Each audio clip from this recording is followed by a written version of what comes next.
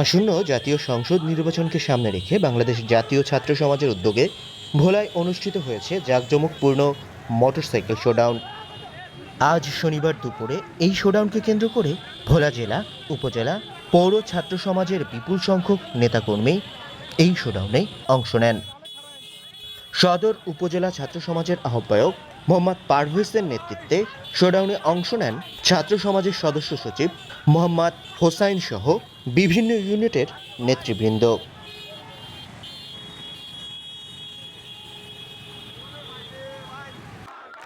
Motorcycle শোভাযাত্রা শেষে বিশাল বহন নিয়ে নেতাকর্মীরা জেলা কার্যালয়ের সামনে সমবেত হন। সেখানে সংক্ষিপ্ত সমাবেশে ছাত্র সমাজের নেতারা ঘোষণা দেন, ভোলা ১ আসনে বাংলাদেশ জাতীয় পার্টি বিজেপি এর চেয়ারম্যান ব্যারিস্টার আন্দুলিব রহমান পার্থকে যে কোনো মূল্যেই বিজয়ী করতে হবে।